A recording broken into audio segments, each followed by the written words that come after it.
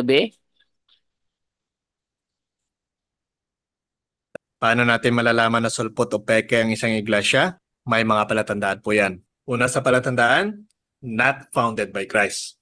Alam naman po natin na isang iglesia lamang ay tinatag ng ating Panginoong Jesucristo. Ayon nga po sa Ebanghelyo ni San Mateo, "And I tell you that you are Peter, and on this rock I will build my church." Kung mapapansin po natin, naka-singular form ang salitang church, na ibig sabihin, iisa lamang. At ang ating Panginoong Hesus mismo ang nagtatag ng iglesia na ito almost 2,000 years ago. At malinaw naman na sa bansang Israel, unang lumitaw ito. Ngunit bakit napakaraming sekta ang nagsusulputan ngayon? Ayon po sa Center of Study of Global Christianity at Gordon Conwell Theological Seminary, ay mahigit 40,000 Christian denomination and organizations sa buong mundo.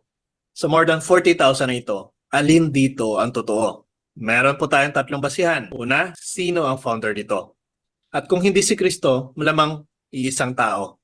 At kapag tao ang founder nito, magtaka ka na.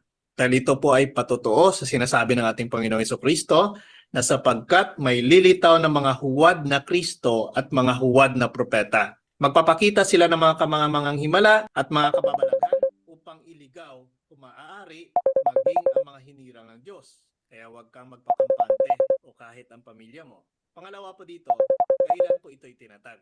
Ayon po sa history, Jesus proclaimed His church almost 2,000 years ago. Kaya matutukoy mo po kung peke ang isang iglesia kung hindi ito tumutugon sa taon ng pagkakatatag ng ating Panginoong Jesucristo. At kung ang iglesia na ito na kinakaniban mo ay nagsimula lamang mula 15th century, naku po, mag-isip ka na. Pangatlo, saan ito itinatag?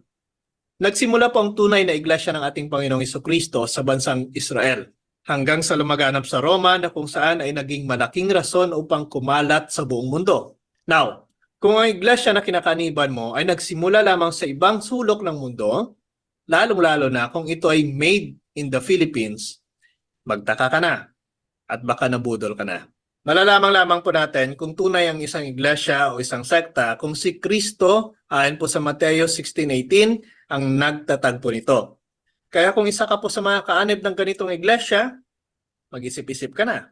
Pangalawa po sa batayan natin, kung peke o sulpot ang isang iglesia, ito po ay nagtuturo ng doktrina ng dyablo. Kung itinuturo nito ang doktrina ng demonyo. At ito po ay malinaw na sinasabi ni San Pablo. Maliwanag ang sinasabi ng Espiritu na sa mga huling araw ay tatalikuran ng ilan ang pananampalataya. Susunod sila sa mga mapanlinlang na espiritu at sa mga katuruan ng mga demonyo.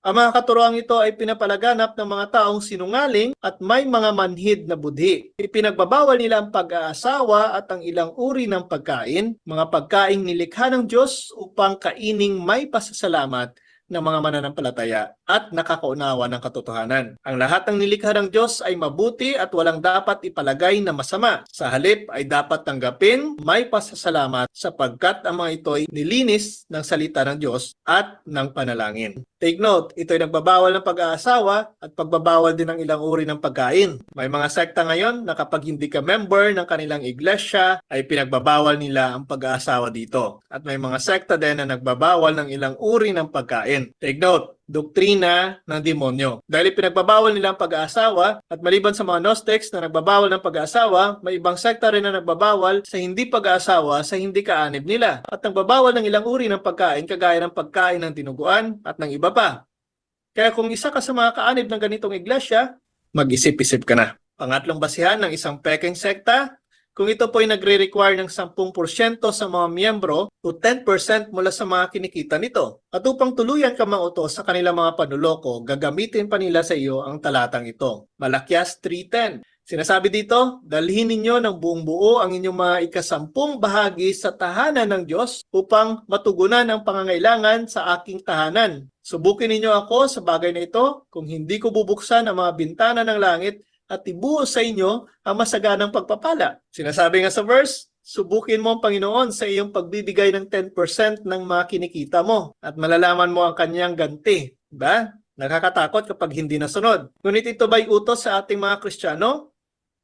Isang malaking hindi. Dahil ito po'y utos lamang para sa mga Hudyo na ginagamit naman upang ang kanilang mga modus ay kanilang maipilit. Kaya yumayaman palalo ang mga founder nila na hindi naman si Kristo. Ano pong utos sa mga Kristiyano? Magbigay ang bawat isa ayon sa ipinasya ng kaniyang puso, hindi sa kalungkutan o sa pangangailangan, sapagkat iniibig ng Diyos ang mga nagbibigay ng masaya. So kung ilan lang ang iyong kaya, ay katanggap-tanggap na ito sa ating Panginoon. Hindi sa inire-require na 10%.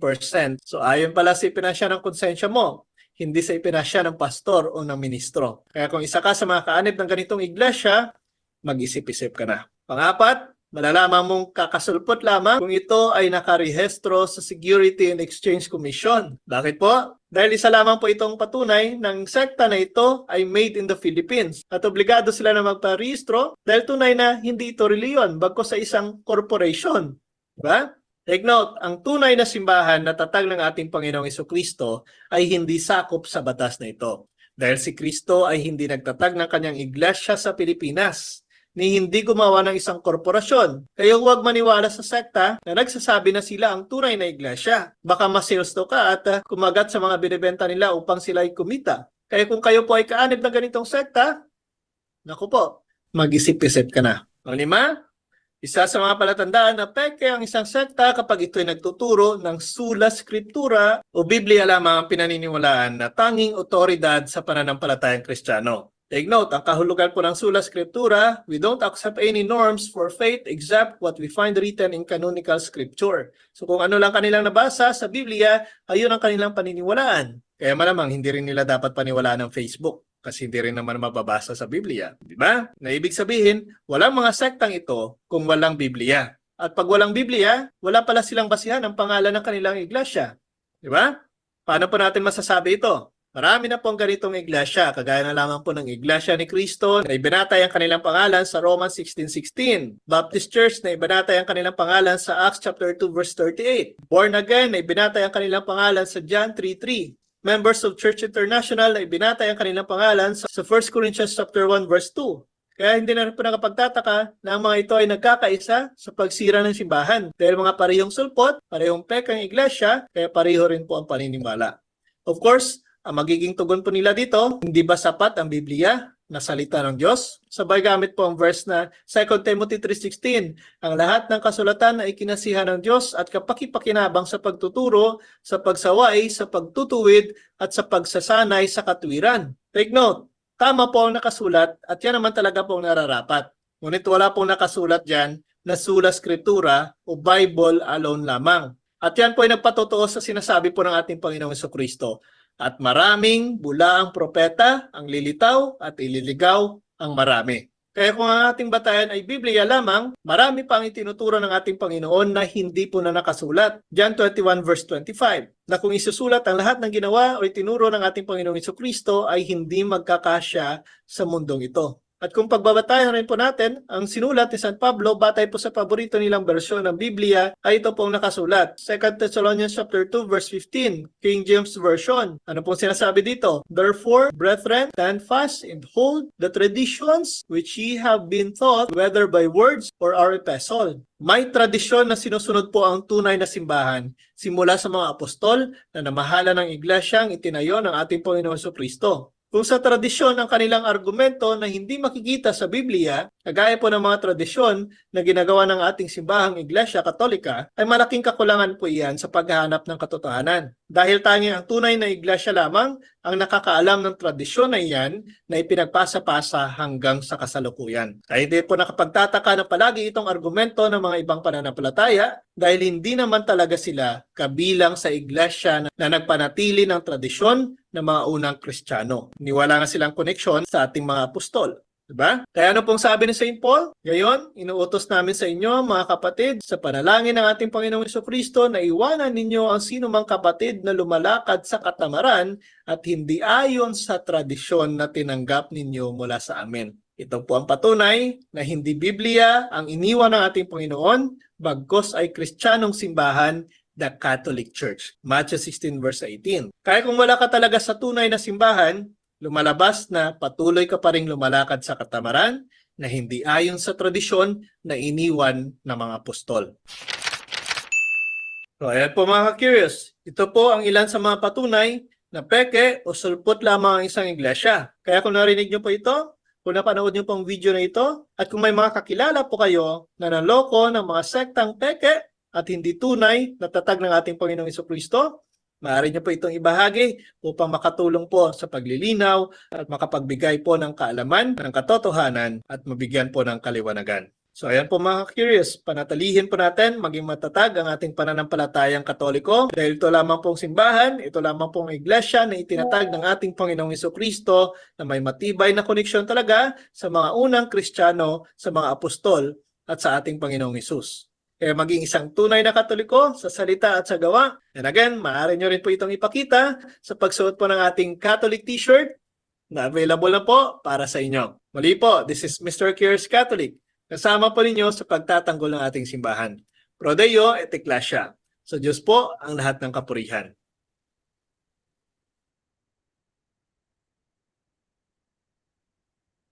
Ayan. Hello. Nahuli tuloy. Okay. So atin ang ibigay ngayon sa ating katanungan, pero ating unahin yung may gustong magtanong yata sa message sa WhatsApp. Sa WhatsApp tatanong siya. Bigyan muna natin ito. Okay, tawagan ko muna ha. Gusto siya magtanong eh.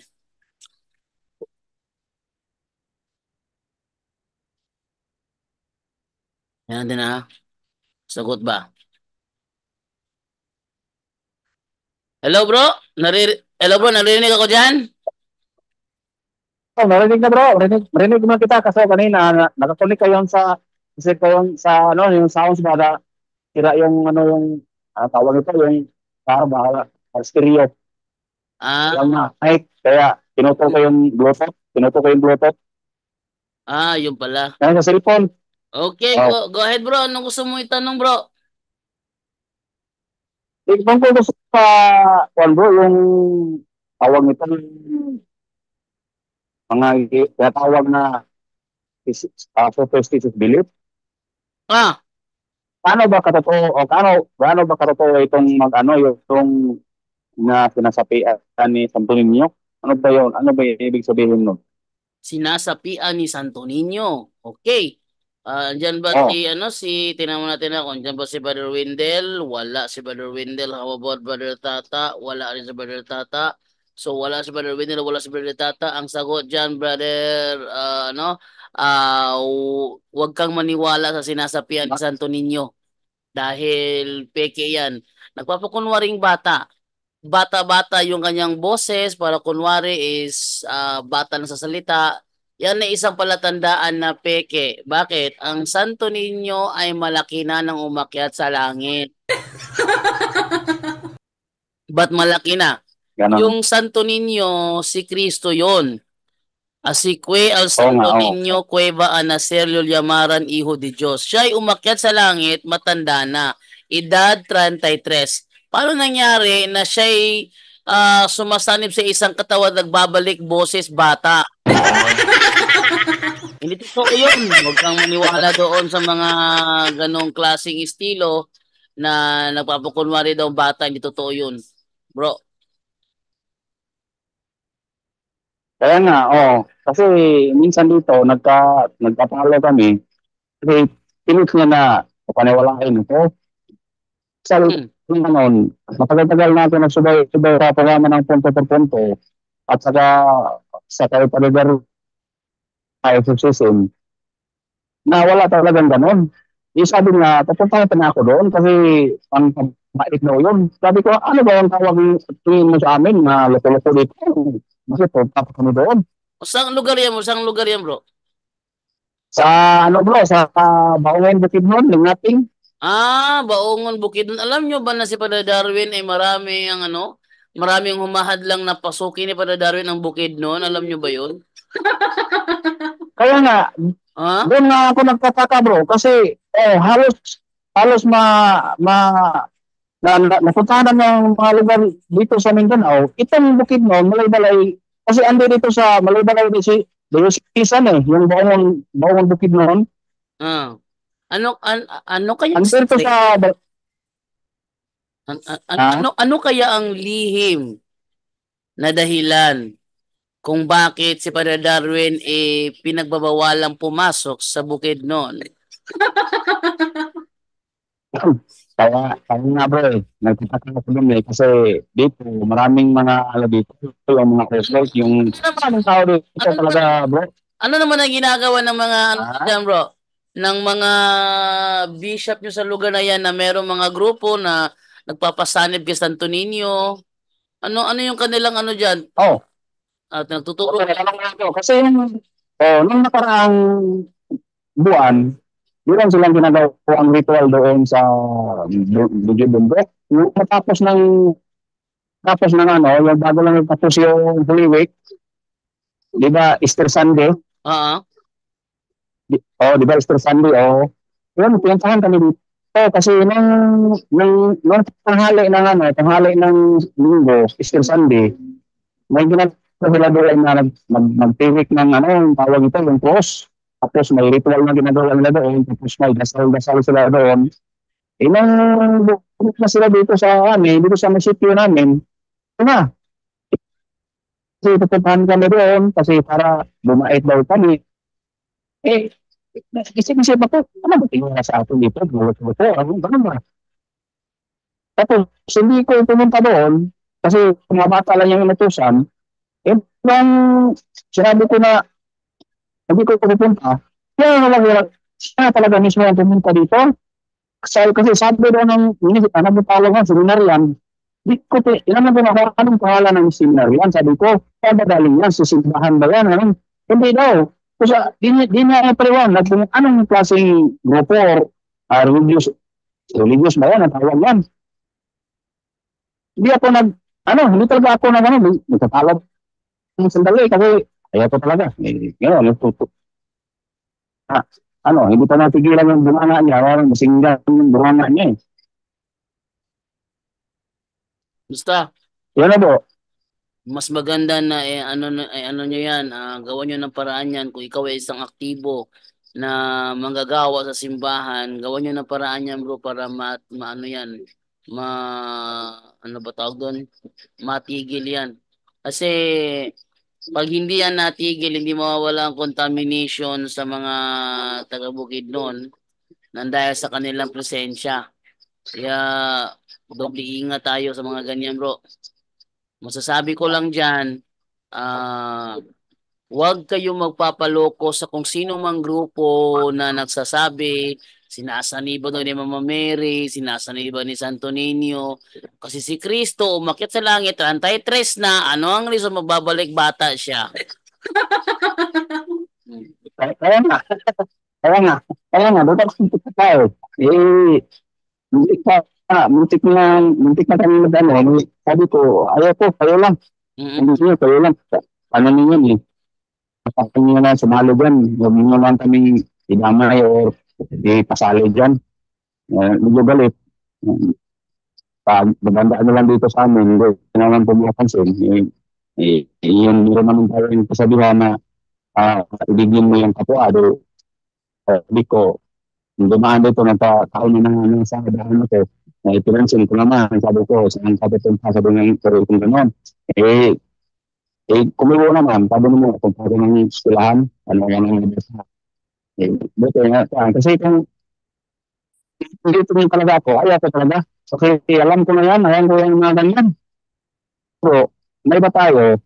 Kaya pala, hindi makapagawin dito sa Bukidnon, inaharang pala, inuro pala ng ano, inuro pala Merong ng tawag ito, inaharang. merong humaharang kay Father Darwin para hindi makapasok dyan sa lugar ng Bukidnon. Ako. Kaya nga, yung pare dito kasi, tinanong ko sa yung pare, kasi parang ayaw maniwala kay Pagdalaruin ba? Yung oo lang siya, oo. Sabi niyo sila sa akin siguro. Kasi marami na nga ibukit dito bro, sa mga katuruan ng simbahan. Yung iba, marami nang nasasabi na iba talagang ano ni Pagdalaruin at saka sa punto-punto. Marami nang nakuha ng magandang aral. Kaya yung iba, yung kami dito sa, ako dito sa, kasi meron ako sana dito, yung tinatawag na anointing of the sick, marami na akong sinasabi. Di lang sabihin ba na, ayaw ko yan, matatakot ako, ganun. Ganun sana ako. Maraming paliwanag yung mga pare.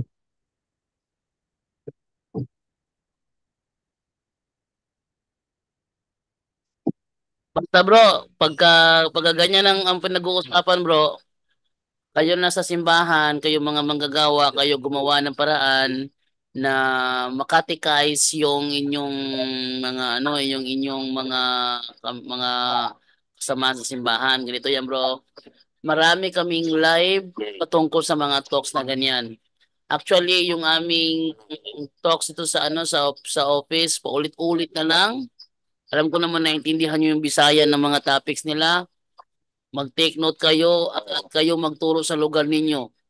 Kasi kung may humaharang Brother Darwin na makapasok diyan sa lugar ninyo, kayo mismo ang gumawa ng paraan ng kanyang mensahe, ang kanilang katekese, makapasok sa lugar ninyo kahit hindi sila makapasok sila Brother Darwin. Ang mahalaga ang katekese makapasok sa lugar nyo. Kaya nga, oo. Di naman masama yung ginagawa ng ano ba, nila ni Padre Darwin, bakit ang lahat, pag hindi oro, 2 beses na si Padre Darwin bumalik. Ayun na nga bro, kayong gumawa ng paraan bro, yung mga talks nila, i-record nyo, take note ninyo, pag-aralan ninyo, paano tinuturo yon at kayo ang magturo sa lugar ninyo. Total, kayo yung nandyan, kayo yung nakakapasok, kami hindi makapasok, kaya kayo ang magturo. Okay na ba yun bro?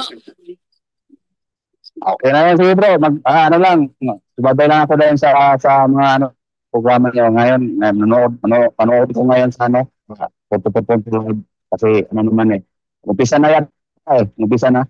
Ah, sige, thank you sa iyo bro, thank you. Oo, salamat bro, munti natuwa ko kasi ngayon lang ako nakagawa na makakontact kasi ngayon ako nakabili ng bagong SIM para araw ng signal. Mm. Sige bro, salamat po, salamat. Thank you. Thank you God bro, bless bro, God thank you bro. bless. Oo, thank you bro. Gamitan naman ni ko ano ma. Okay, thank you sa iyo, brother 1587 sa WhatsApp yon tumawag. Ngayon punta naman tayo dito ngayon sa isa pang nag-chat dito from 3618. Mayong hapon, mangutanang unta ko kung doon na ba mo'y kaila doon sa Malaybalay Bukidnon. Kakaano ko pangalan mo? Malaybalay Bukidnon. Ang mahimo magsangyaw. Dili urgent, basin mga August this year, plano pa lang. My name is Cherry. Nangutan na manggod ko cause I'm planning magpakaon og about a small community unya na ako'y nakaila sa Malaybalay Bukidnon. Akong plano magpakaon unya evangelize.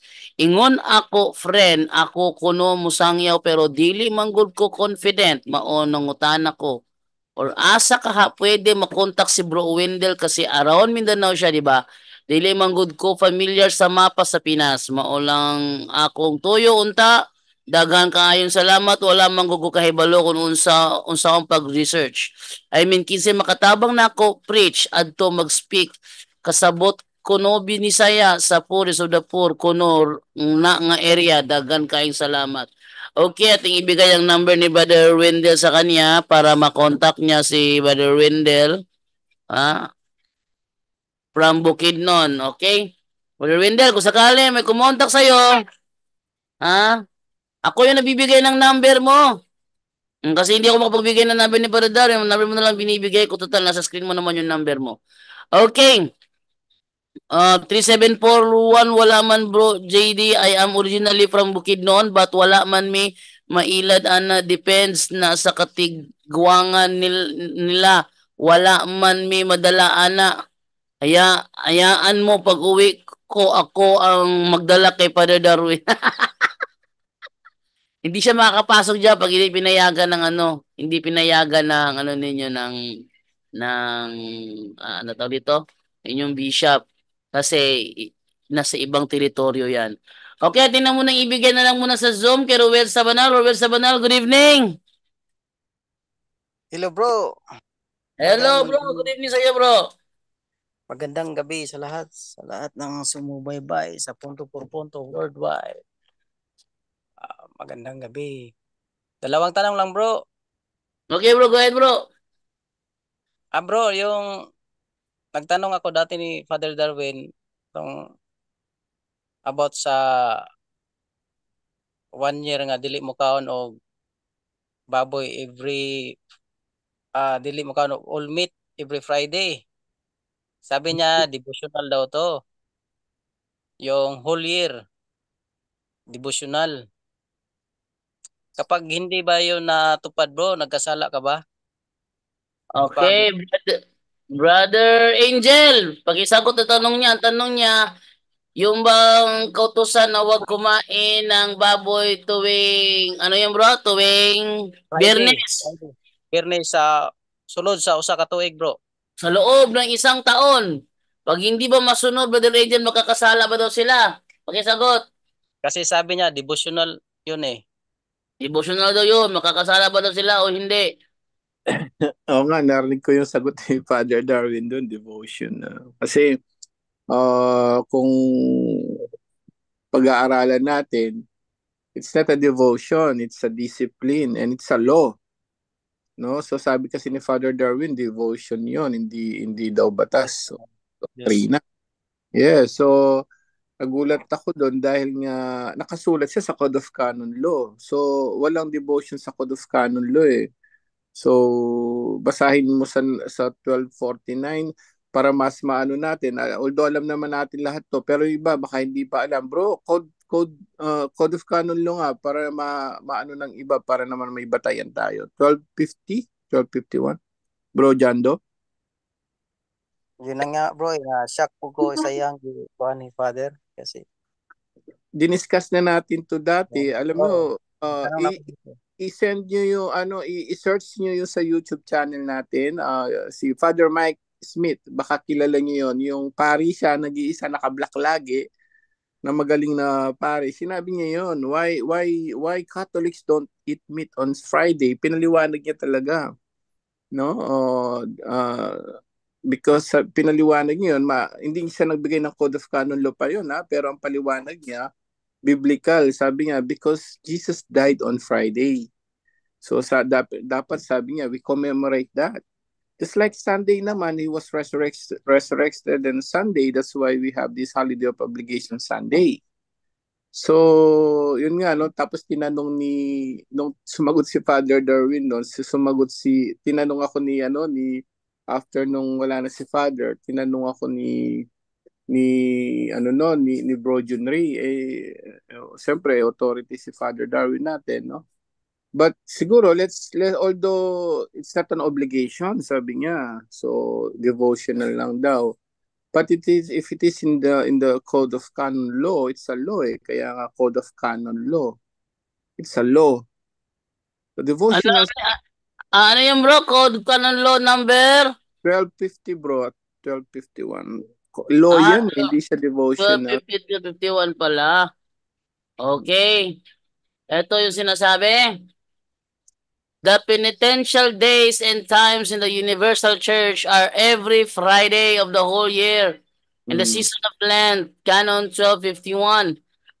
Abstinence from meat or from some other food as determined by the Episcopal Conference is to be observed on all Fridays unless a solemnity should fall on a Friday. Baka medyo na lang si Father Darwin no sinabing devotional. And lahat ng nakikinig ngayon, makinig kayo sa Radio Veritas. Ako lagi ako nakikinig doon. Pag Friday, ina-announce nila yun ni Father Jerome, buong under ni Cardinal Sin yun, yung Veritas. Talagang doon, nila yung no meat Friday, no? So Radio Veritas, that's the only Catholic, no? Talagang matagal na Catholic radio station na sikat sa buong Pilipinas, and they promoted that. No meat Friday, it's not a devotion, no?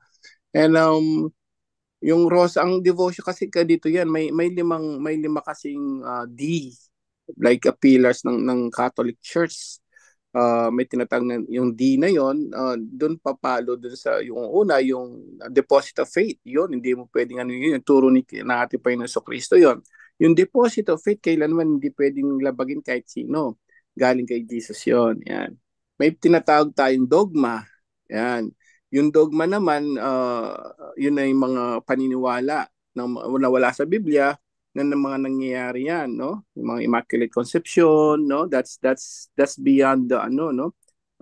Yung sa Biblia, pero contextualized nandun.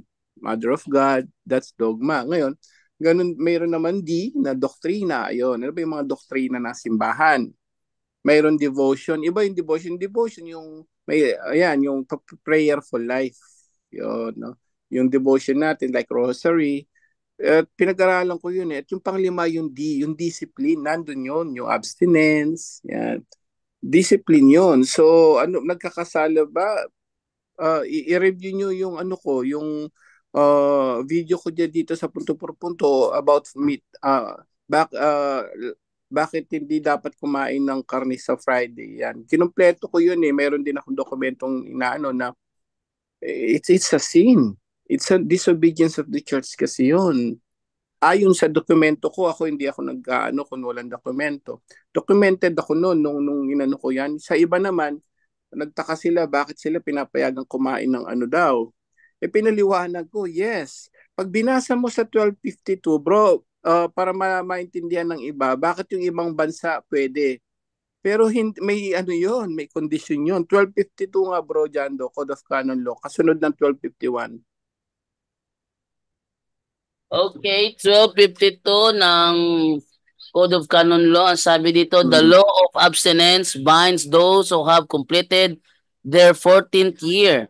The law of fasting binds those who have attained their majority until the beginning of their 60th year. Pastors of all of souls and parents, hindi to pastor ng mga sulpot, iba-iba. Ha? Pastor ang Ibang pastor tawag, to. pari yan. Pari ito. Pastor pa rin ang tawag sa pari, yes. Oh, yan. Pastor ha, hindi to pastor sulpot. Kaya pastor, pari. Pastors of souls and parents are to be ensured that even those who by reason of their age are not bound by the law of fasting and abstinence are taught the true meaning of penance. 53. The Conference of Bishops can determine more precisely the observance of fast and abstinence as well as substitute other forms of penance. Yan, wait lang doon. Substitute. Okay, so may substitute yan. Kaya nga dapat intindihin natin letra for letra yung nakasulat. Kasi sa ibang bansa, ang 1253, pwede mong i-substitute. Pwede kang kumain ng karne, yes. Pero may provided na nakalagay or substitute eh. No? May condition. Gagawa ka ng charity works. Pwede kang kumain ng karne, pero gagawa ka ng charity works. Yun ang kapalit. May kapalit eh. So in other words, wala siyang exemption yung Friday na yun. Hindi dahil sinabing pwede kang kumain ng karne, yun na yun. Hindi. Ikaw ba ay gumawa ng charity works that Friday? Ayun, 1253 papasok yon. Pwede kang i-alternate mo yan. O kakain ako ng karne ng Friday, okay. Pero dapat may ginawa ka rin kabutihan, charity works. Sabi dyan sa 1253. So, nasa sa inyo po yun, no? Pero tayo, dokumento lang binasa natin. No? Siguro medyo na ano lang si Father Darwin noon. Yun na nga. No? Mayroon akong binigay na dokumento no, na talagang sinabi niya, it's kasi ano yun, yung Code of Canon Law, tsaka may mga episcopal na nagko-combine yan. It's a grave matters. Pag sinabi mong grave matters, grave yun. Ibig sabihin, mahalaga na dapat grave combine. So pinag-combine yung batas na yun dahil nga dun sa kay Jesus kasi na dapat tayo ay madisiplina tong Friday. Actually, yung iba nga fasting talaga, no? Yung iba. Kasi 1249, pwede mong gawin yon sa mga nakikinig ngayon. Yung fasting yon pwede. Gusto mo mag-fasting? Yes. Ako ginagawa ko po yun. Fasting talaga siya. Pero nasa sa'yo yun. But ang pinaka doon yung abstinence from it. And it's a law eh. Code of Canon Law, bro Roel. So, pag-isip tayo. And ano bang kasalanan mangyari? Disobedience of the church. Ngayon, yung iba nangumpisal ay hindi siguro alam ni Father. Kahit nga mga bishop natin, yung nga sabi nga doon sa isang website, Filipino ano siya, no? Magaling siya sa turo. Sabi niya, Uh, ang mga bishop dapat talaga ituro yan sa simbahan.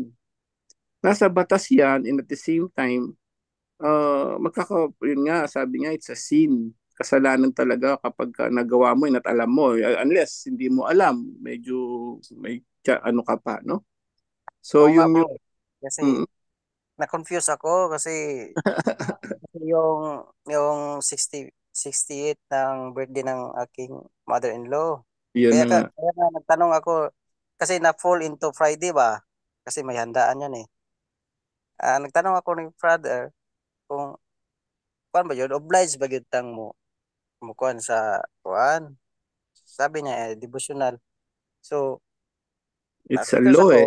Oh, Ng law. kumain na lang ako sa birthday ng aking mother-in-law. Na, ala. So, ganito yan. May exemption ba? Yes, kapag ang bishop sinabi niya this Friday, alam niyo kahit sa Amerika dito, doon nga sa kadena, no? Yung pari doon, nag-observe sila ng Friday, no meat Friday talaga. Why? Because of Code of Canon Law. At nung nagmimisa, nung umatin ako ng misa doon dito sa US based dito, sabi ng pare, this coming Friday, sabi niya you can eat meat. O see, may exemption siya. Baka magulat yung iba, bakit dito pinayagan? May ano yon, kapag ang bishop inallowed niya kasi may ano yon, April Fool's Day, mahalaga sa American because it falls on Friday. Pwede kayong kumain ng karne. In-announce niya this coming Friday. Ibig sabihin, maigpit din sila sa Friday no meat.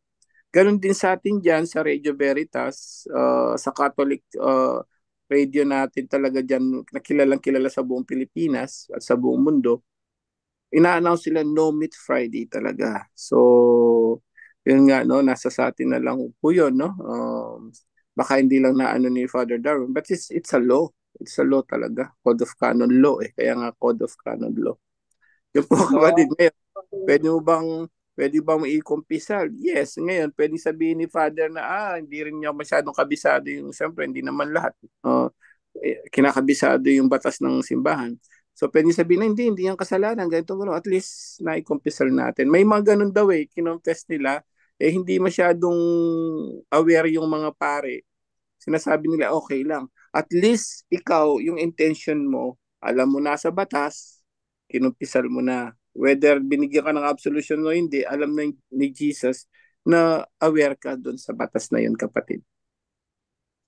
experience ko yan dati bro. Nag-confess ako dati. Diba nga, nakakaon ako ng Friday. Tapos sinabi yung pare, Okay lang. hindi naman ng kasalanan sa as Wednesday lang. Yung, Yun na nga. Yun na nga. Kaya nga law eh. Ngayon, yung iba, may batas silang Ash Wednesday, ano yung fasting at saka Lenten season at Good Friday lang. No, that's a law talaga. Fasting naman 'yon. Tapos may mga Friday doon daw na hindi kakain ng karne. Yes. Pero yung the whole year, ayan, nasa code of ano pa rin yan eh. Sabi ng iba, hindi na. No. Kaya nga yung sabihin niyo na lang, makinig kayo ng Radio Veritas every Friday. Lagi na no meat Friday. Yun. So doon na lang sumunod, tayo maliban sa code of sumunod. So sumunod tayo talaga sa official teaching ng simbahan kay ang isang pare magsabi na okay lang yun. Ang susundin talaga natin yung official teaching. O may pari nga, magkumpisal ka doon sa albularyo, sasabihin niya okay lang albularyo eh, o di ba? Okay No? bro, O, maraming salamat because bro. hindi natin paalala sa lahat, no? Ang mga kaparian natin, intindihin natin, mahal natin yan. Hindi kasi naman, siyempre, may makanya-kanya lang specialty, di ba? So, may ibang mga ano na hindi siguro lang nila na ano. But it's a law. At ang mga bishop, may mga naano ko sa website na kahit ang bishop ng Pilipinas, may iba, pero yung iba din bishop, hindi rin masyadong pinapansin. But at least yun nga, ang punto por punto nandito, at kami may dokumento, binabasa lang natin. Paalala sa lahat, si Brother Angel nagbabasa, no? Hindi Okay. ako turo sarili kong batas, nagbabasa ng batas, no? So paalala sa lahat, binabasa ko lang po ha, hindi po galing sa aking sarili yan. Yun po kapatid. Bro. Okay bro, ning ikalawang tanong bro. Ah, ang bata pwede na ba ang mag-edad ang bata sa isang taon at 7 months? pwede na ba siyang lagyan ng mga supplemental kaya ng brown scapular? Um, 1 year old and 7 months, pwede na ba siya lagyan ng mga religious Ayan. sacrament? So, spiritual, ano yan? Pwede daw sacramental ilagyan. Bro Jando, ano experience mo sa mga bata na na ano dyan?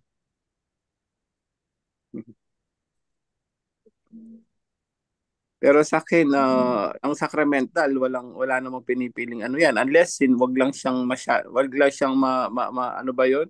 Matangled. Ano tangled in Tagalog? Yung magka-bulbul sa katawan ng bata. Alam mo yon? Dapat, we need to be careful. Even sa Quiapo Church ngayon, pag nag-online mass ako, meron silang binibigay na parang medalyon. Alam mo, may paalala yung misa kada after ng mass, pinapaalala, ina-announce yung medalyon na yan, wag yung masyadong sa mga bata, sabi niya. In other words, kasi pwedeng masira yan o laruan, tama, no? Dilaan o kung ano man. Paglaruan, masisira lang o yun lang i-avoid mo kapatid kasi bata yan. So pwede lang yun nga ano ba tawag sa Tagalog noon, no? Yung mawalang may malalim na Pakulan mo yung brown scapular, bro. yung sabihin na palahura, yung masalahula, yon. So yung masalahula yon, sacramental sin kasi mga bata pa yan, no? Yun ang i-try natin i-avoid kapatid. Kapag yung mga cotton lang, bro, mga cotton ba, brown scapular. Yes, wala naman tayong nakikitang problema doon kapatid, no? As long as yun nga na hindi masalahula yung mga sacramental kapatid. Okay lang yan. Okay ra, bro. Magandang sagot. Maraming salamat, bro. God bless, punto por punto. Sa lahat ng nag-coordinate sa punto por punto. God bless sa lahat. Bro Jando, salamat po sa Diyos. Bro Jando? Yes, bro. Kaon pas po Jando. Yes, bro. Yes, bro. Kaon ka.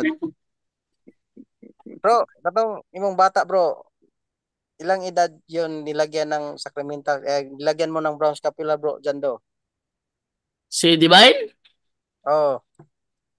2 years old. Pwede na. Okay, 2 years old. Oh. May ano si Divine, may scapular. 2 years old talaga siya, kuan, bro. Sige. Maraming salamat, bro. Okay, bro. Okay, thank you.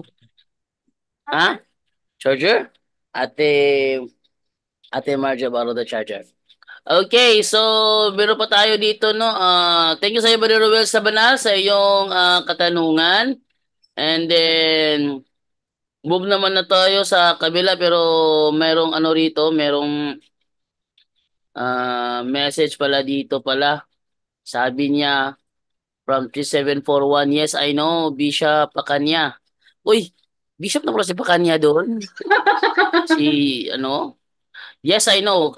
Siguro ano to, kamag-anak to ni Gilier Pacanya. Okay, no worries, secret lang, basta one day, but ang daghan kulto sa Bukidnon, sakop is Malaybalay. Mga 20% tunungod sa mga katutubo, murag atheist, tas sa Kabanglasan, Pabukid, San Fernando, kasi daghan rebilde, ja nagdepend sa occult power. Og sa Don Carlos, Kibawi, Padong, Kitaw-taw, Damulog, ja ng mga Santo Niño may kapilya pa. Nakailad pod sila kasi mga tao hilig yun sa magicians without thinking it's evil's move. Atas dire dapita sa lantapan padong talakag kasi nga agihanan na sa mga rebelde. Yun ang chat dito from 3741. Okay, move naman tayo ngayon dito naman tayo kay Brother Luis iPad. Brother Luis iPad, good evening. Brother Luis! Bro, good evening. Yeah! May tanong ako, bro. Yung chiropractor ba? Ano yan? Occultism yan? Ano yan? Chiropractor. Yung nagano ng mga buto, Chiropractor? Yeah, tanungin mo si Brother Angel. Alam niya yan. Chiropractor bro, yung mga lahat yan nagmamasahe, naghihilot, pero ano sila, may ako may chiropractor ako dati nasa Saipan ako si Ate Linda na ano ko. Yung buong kamag-anak niya chiropractor talaga. Pero walang bulong talaga, meron silang mayroon silang pinag-aaralan at parang may schooling yan or something unless hindi natin maano bro Lubis kung talagang baka yung iba kasi baka may bulong din, may halo, no? So siguro if before you go to the chiropractor, siguro mas maganda sa lahat na nakikinig ngayon. Ako madalas noon sa Saipan no. Ngayon yung chiropractor kasi noon wala pa akong alam sa ganyan. So baka ang problema din baka may halo ng bulong yan or something, but it's something na pinag-aaralan talaga nila, siya no, may makikita mo may mga points, may mga siya dun sa chatboard niya, kumpleto siya no, talagang kung saan ang point niya, kahit nga lahat halos nila pagdating sa buto no, kabisado nila. Meron ako idagdag sa Brother Angel. Kasi dalawang chiropractor na puntahan ko, kinukumpisal ko na to yung isa holistic. Ang style lang holistic, parang yoga, nasabihin mo na think about serenity in your mind, empty your mind, tapos i-manipulate yung body mo. Yun ang holistic.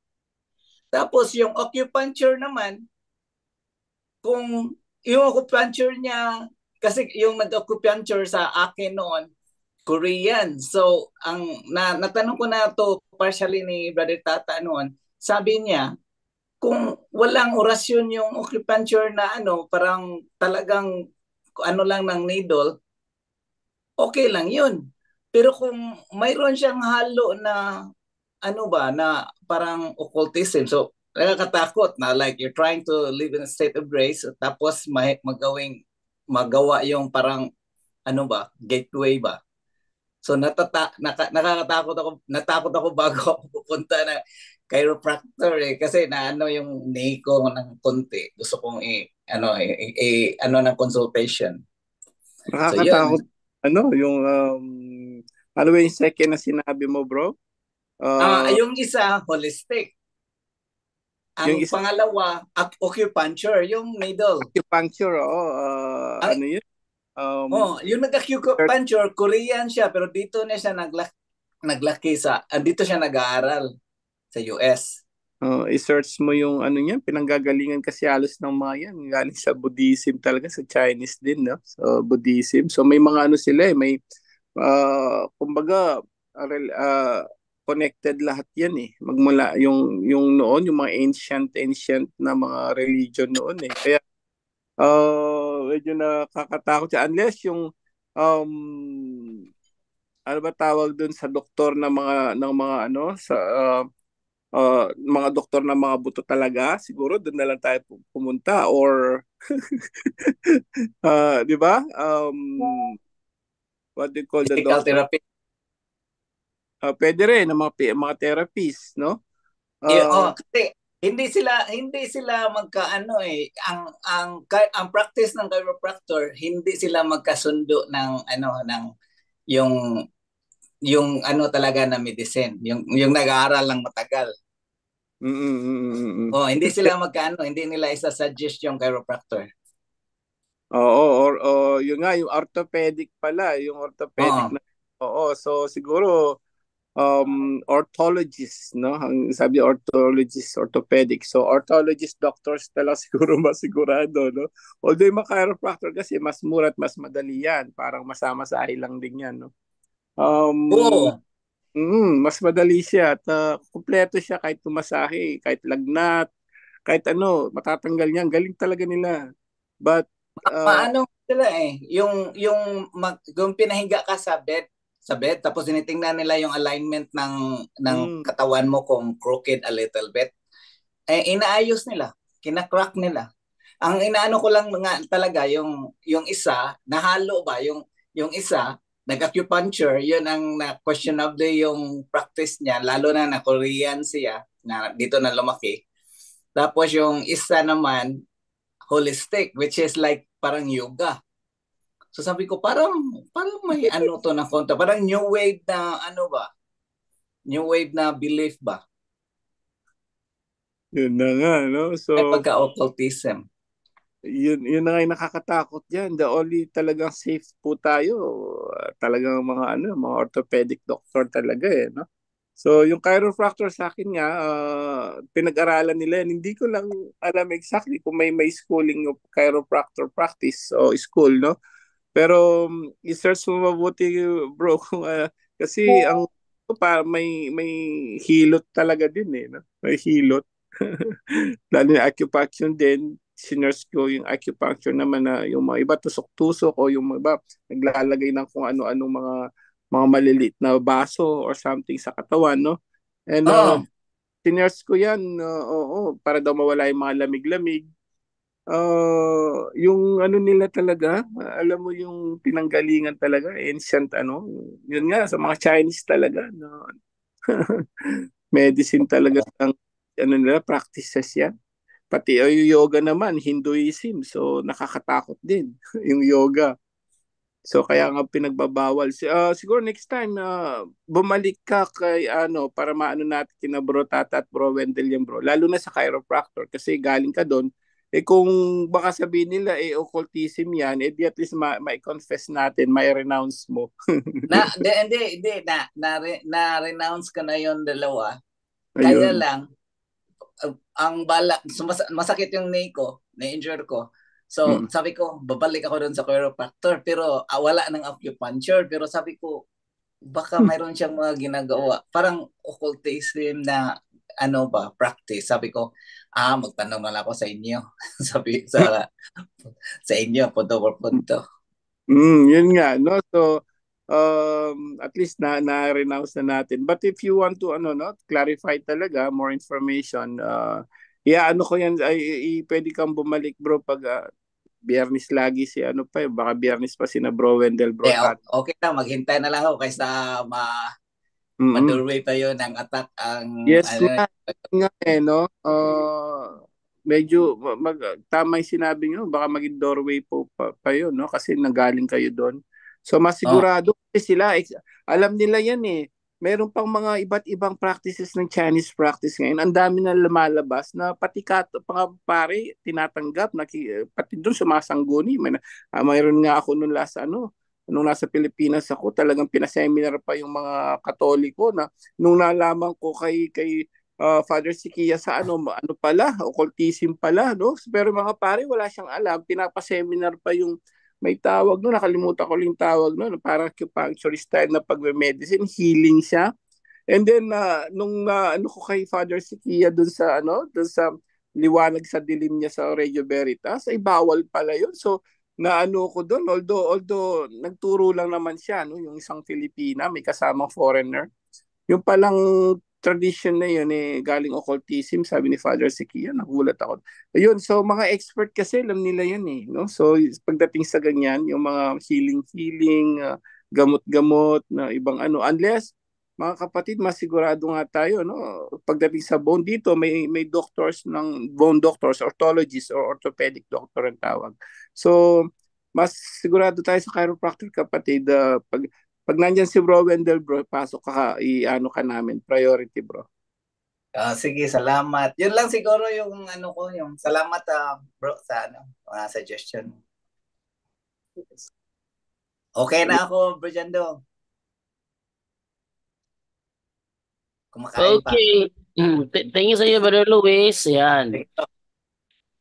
Yan, okay. So, yan. Thank you sa iyo, Brother Luis. Yan, no? So, dito naman tayo. Mayroong chat dito from 8757. Sabi niya, rito is, ask ko lang, saan verse yung sa Bible na nilinis ang pari sa kanilang makasalanan bago mag-offer sa Panginoon?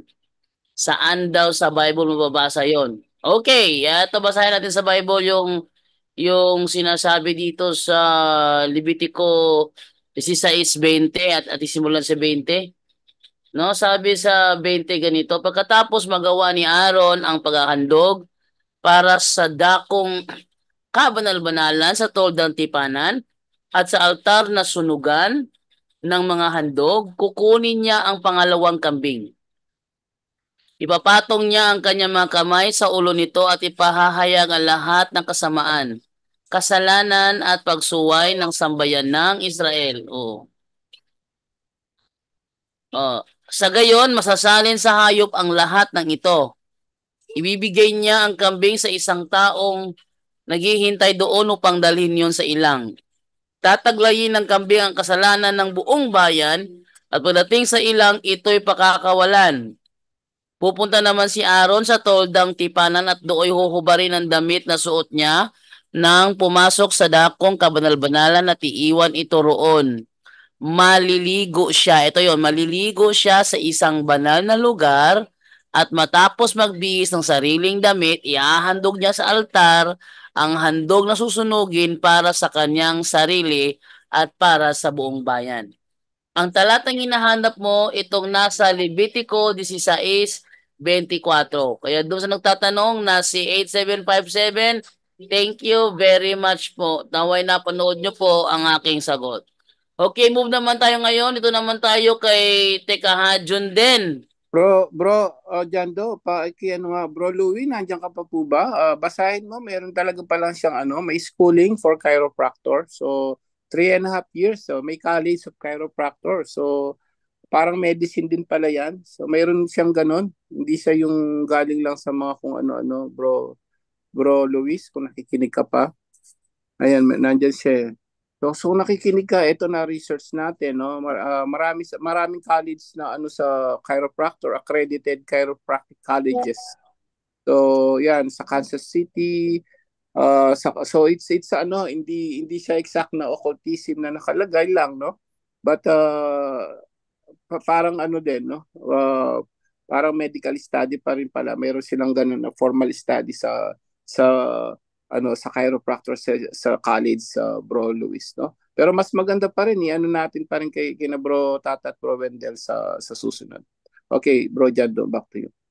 Okay, ito naman tayo. Bago natin ibuksan ng ating Zoom dito kay Junden. Pakibukas mo na yung camera, Bro Junden, para malaman ko kung alien ka ba o hindi kasi first time ka yata rito eh.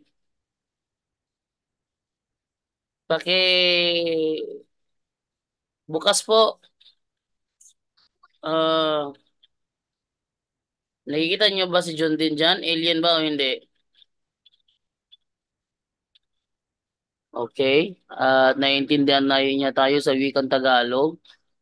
So, Brother Angel, nakikita niyo ba siya? Negative bro. Hindi. Sige, negative. Go ahead, Brother Junden. Go ahead. Brother Junden, please unmute and go ahead at yung katanungan. Magandang gabi bro, Jando. Okay, good evening. Madilim. Madilim bro kasi bro, nandito po ako sa kwarto ko. Okay. Medyo madilim. At least alam natin na hindi alien. Matagal na po ako dito bro, nagtanong na po din ako dito.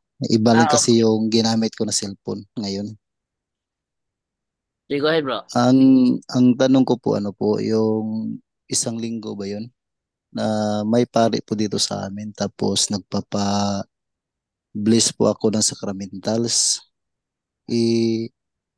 Nung pagkatapos ng misa bro, nilapitan ko yung pare. Tapos dinala ko yung bro, yung kay Padre Sikian yung libro. Binigay ko po sa pare. Tapos sa hindi ko pa yun binigay, binibless na niya yung yung mga sacramentals, yung Holy Exorcise Oil, salt at saka water. Parang winisikan bro. Pagkatapos winisikan bro, lumakad siya. Tapos nilapitan ko, sabi ko, Padre, ipapa-exercise ko sana yung Sabi niya, okay na yan. Wala nang problema yan. Sabi ko, okay na. Sabi ko, okay lang po ba yan, Padre, na hindi to gamitin? Sa okay na yan. Alam ko kasi yung na kailangan talaga yung ritual sa yung sa simbahan talaga na gamitin yon sa pare. Hindi ko po ginamit. Kasi yung iba kasi na ano na sacramental, so sa kapitbahay po namin nagpapaano lang sa akin na ipapa-exercise. Hindi ko muna binigay, baka gamitin. Tama ba yun yung ano bro? Yung ginawa ni Padre bro? Ano na ba yun? Na exercise na ba yun bro? Hindi bro. Holy oil lang yun. Holy oil, holy water lang yun. Hindi siya holy and exercised oil.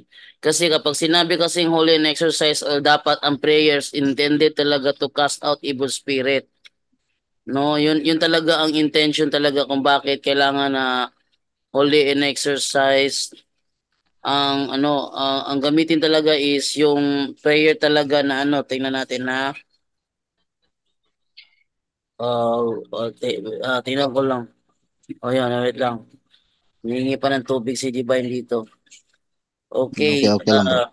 Mm, umiinom pa kasi. Dito sa sa page, wait lang, double check ko lang. Page 200 40. Ang sabi dito, let the adversary's power, the devil's legions, and all Satan's attacks and machinations be dispelled and driven afar from this creature oil. Ito sabi dito, let the adversary's power, the devil's legions, and all Satan's attacks and machinations be dispelled and driven afar from this creature oil. Kaya yung intention talaga ng prayer is to cast out demons. Ngayon, kung hindi ito ginamit, ibig sabihin, naging holy oil lang siya. Pwede siya pang blessing, or hindi siya pwede pang cast out ng ng evil presence. Pang bless lang siya. Teka, ano pa yung ibang nandito? Teka sabi to, sabi dito, you have ordained it for anointing the sick, so that when they are made well, they may give thanks to you. Teka. Ayun. Basta, isa sa mga dito, itong linya na ito, let the adversary's power, the devil's legions, and all Satan's attacks and machinations be dispelled and driven afar from this creature oil. So, pag hindi nagamit ang ritual na ito, holy oil lang siya. Hindi siya holy and exorcised oil. Bro? Okay po. Bro, pangalawang tanong bro. Bro? Yung kasi 2 linggo na yung nakalipas. Ngayong linggo na rin na din po. May pare na naman pumunta sa amin kasi po kasi sa isla po kasi sa amin. 2 beses pumunta yung pare sa amin magmimisa. Nag-ano lang din po kami parang ano ba yun? Kasi nagmamadali kasi bro kasi uuwi pa sa sa lungsod. May misa pa. Isang beses din po nilapitan ko yung yung talaga yung pura paroko namin. Siya nagmimisa yun one time. So, ang tanong mo?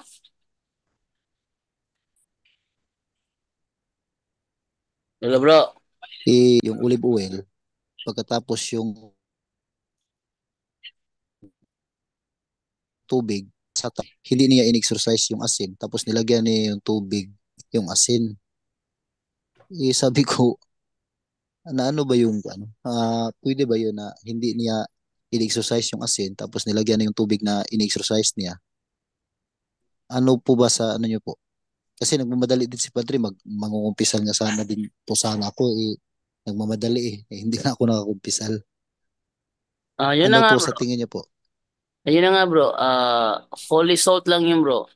Maliban na lang siguro kung memorize na ni Father ito. Kung memorize na niya at kahit nawala siya na lang handbook. Binasa niya bro yung handbook, binigay ko sa kanya. Kaso Ayun, lang po, all in exercise yun. Pero yung narinig ko po kasi nandiyan na po ako sa tabi niya, yung ini-exercise lang niya po, yung oil lang at saka water. Tapos nilagyan niya yun ng asin. Tapos na. Oh, Ganun lang po. una i-bless yung asin, pagkatapos i-bless yung asin yung tubig. Tapos i-bless yung tubig, lagyan ng konting asin yung tubig. Tapos i-bless naman yung Okay, okay, okay. tapos pagkatapos na-bless yung oil, lagyan naman siya ng konting tubig. Yan ay nasa ano eh, nasa handbook yan eh, na ano na pag-bless ng oil, lagyan ng konting tubig. Ito sa ano sa page 242 nakalagay dito, the priest sprinkles the oil with holy water. Dan niya, iba kasi nagtataka ba't sinasabi ko lagyan niyo ng konting tubig yung oil ninyo. Nasa handbook kasi yun, no? The priest sprinkles the oil with holy water. So lagyan talaga siya ng ano ng konting tubig. O ikaw yung nagpo-bless lang sa online, ikaw yung maglalagay ng konting holy exercise water sa oil para ano matapos yung ritual. 'Yon. So yun nga bro, kung ginamit ito bro, naging holy na exercise siya. Pero pag hindi ito ginamit, holy lang. Okay. Okay ba yung mga mukha yata nawala? Nawala nga. Okay, nawala na siya. Sabi dito ni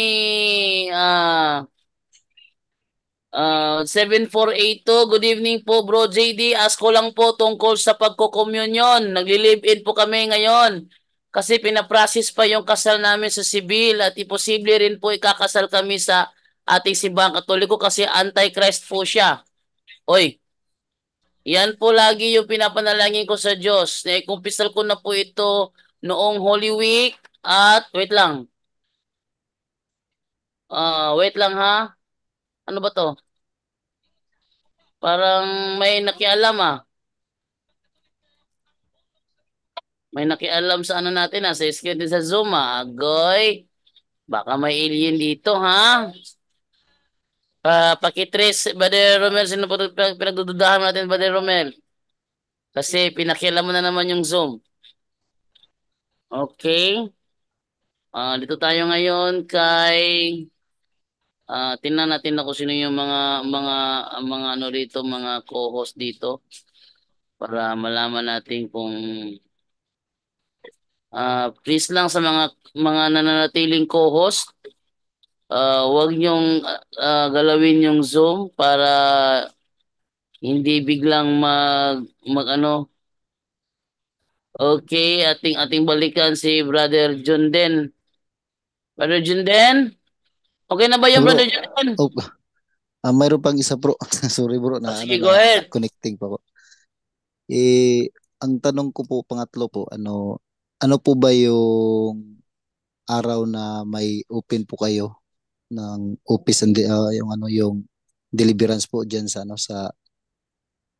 Valencia kasi balak po namin pupunta diyan. Kaso sabi po ni Badir Aljan na wala po kayong office ngayon at saka bukas. Kasi po may kapitbahay po kasi po dito na sasamahan ko daw siya pupunta diyan kasi nakapunta na ako isang beses diyan po. Ano po kasi yung dito sa liig niya po, nagano yung liig niya po, lumalaki. Tapos po pumunta sila sa doon sa ospital. Delikado. Ano daw, kung operahan daw, hindi daw yun, yung parang nag-ano yung doktor na hindi siya 100% na maano yung operation tapos malaki pa yung halaga na bro, mga 200,000 bro. Hindi din siya magpapa-opera. At nagtaka lang din po kami kasi mga 1 month lang bro, talagang lumaki siya agad. Hindi namin na talagang yung pag mayroong bro, unti-unti lang yung lalaki, sumasakit. Yun bro, isang buwan na lumaki agad. Tapos hindi siya makakain kasi hindi niya malunok yung kinakain niya kahit lugaw. Tapos yung pag magtatais siya, parang mayroon daw balas na lumalabas. Tapos pumunta din po siya sa albularyo. Sabi ng albularyo, daw, na yung himulso bro. Hinimusuhan daw siya, mayroon daw ano yung parang pumunta din sa sa Albularyo. Sabi ko na pupunta ko tayo sa sa exorcist. Kaso lang po dito sa Leyte, yung exorcist namin parang hindi active. Kaya sabi niya pupunta diyan sa Valencia. Ano po ba yung araw na bro? Na open po kayo bro? Ang open po sa office ay tuwing Huwebes, Biyernes, Sabado at Linggo. Ang open dito tuwing Huwebes, Biyernes, Sabado at Linggo. Biyernes, Sabado at Sa magpapahiling, kailangan 6:00 ng umaga andito na sa venue. Hindi pwede na dadating ng 10:00 dahil sirado na ang gate, close na. Pag may umabot ng 10:00, so babalikin yan kinabukasan. Hindi yan tatanggapin na para mag-deliverance. Next, top priority dito yung catechism. Para sa catechism, para turuan yung mga tao kung ano yung empowerment. Kung sakali makauwi sila yung mag-deliver ang sarili nila, sa asawa nila, sa mga anak nila. Para yun, At open kami dito kahit wala si Padre Darwin. Okay bro, bro? Bukas, pwede Bro bukas Jando, bro po. Ayun, Brother Wendell, dumating na rin si Brother Wendell finally. active naman ang exorcist ng Dumaguete. Leyte. Leyte. Leyte bro, Leyte. Leyte. Oh. Sa Opo Leyte. bro. Opo bro. Leyte. Ay, active naman. Pwede kayong makipagkita din kay Father Christian sa Leyte. Ang simbahan yan. Noong nagkita kami sa Cathedral yun siya. Pagtanong mo dun bro. Isang bisis bro, nakapunta na din ako dun sa exorcist dito sa dito sa yun bro, sa Agnos D yata yun bro. Dito sa Hilongos. Tapos nagdala po ako ng bata, pamangkin ko yun. Kasi palagi na nagkakasakit yung bata. Pinuntahan ko sa kanilang bahay. Inaano ko ng Holy Exorcise Oil yung katawan, umiiyak, parang nainitan. Tapos sabi ko naman sa igagaw ko, ano ba yung sa Tagalog igagaw?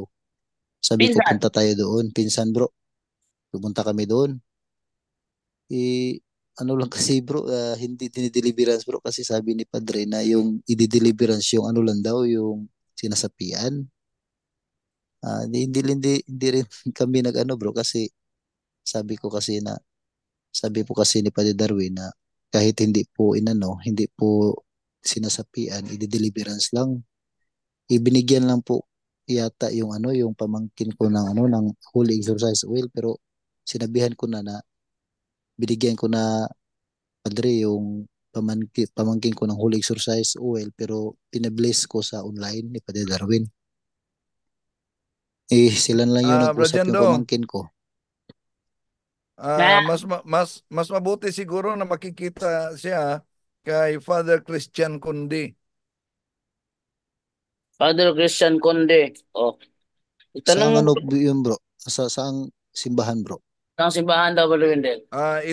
Itanong na lang niya sa pare kung saan si Father Christian Kundi. Father Christian Kundi. Baka sa Maasin ba yun? Pero hindi mo Father Christian Kundi. Pero sa bro, yung sa inyo bro, dyan sa sa Valencia, open kayo sa Linggo bro? Open kami bro.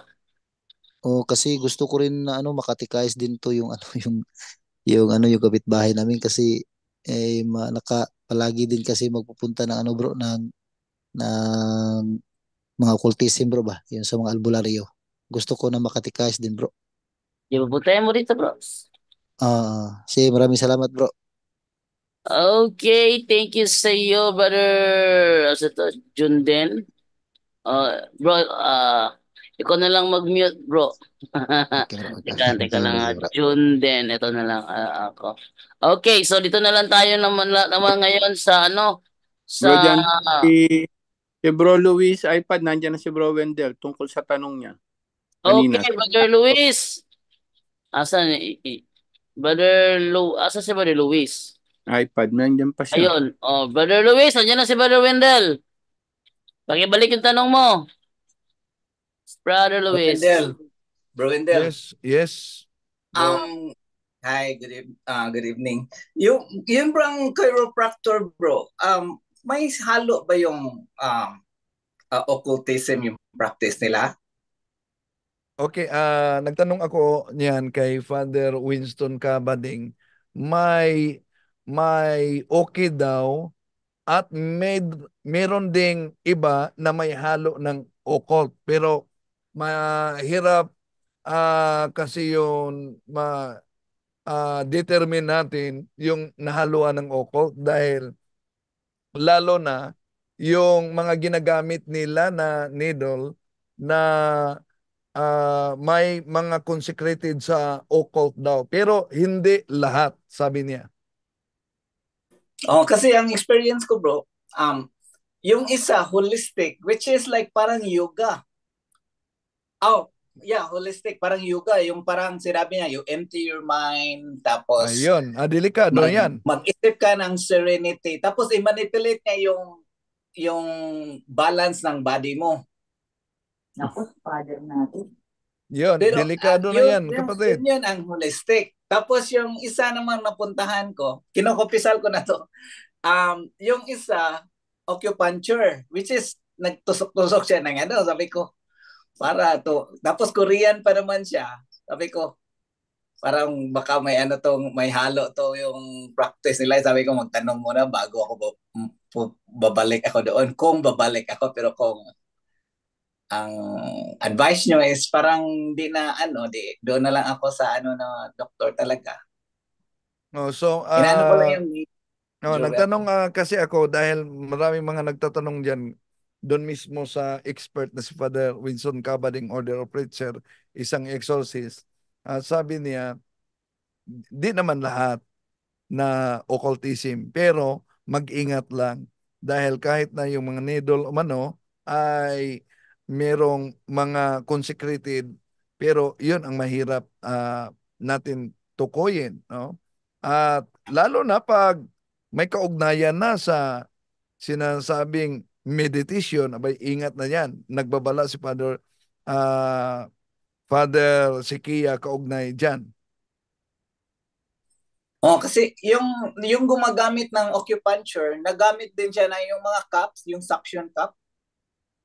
Yung binasa ni John doon,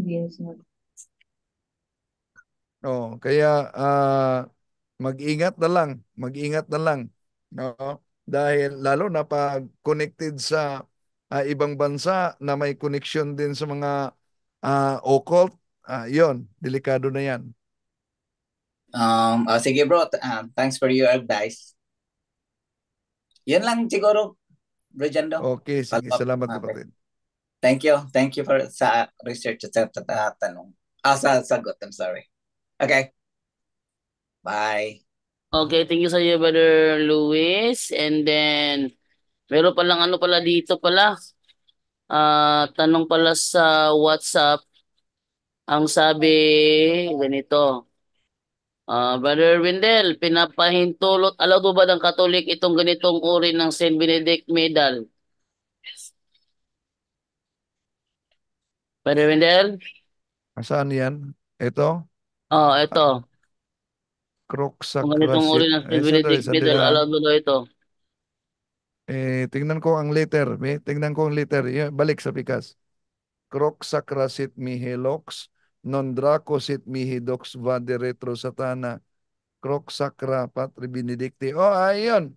Okay yan. Dito isa. Kay Saint Benedict pa rin yan.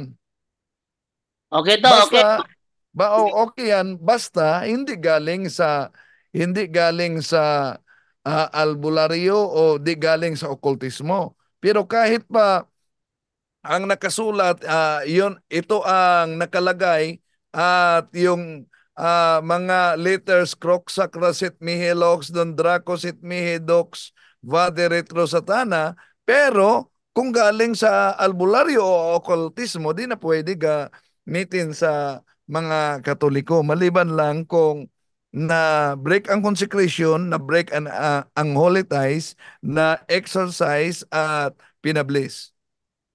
Okay. So, yun po ang ano dito, ang katanungan. Then, move naman muna ako kay Naro. Hello, Naro. Aleria. Naro, Aleria, good evening. Good evening, bro. Yes, hello bro. Good evening bro. Go ahead.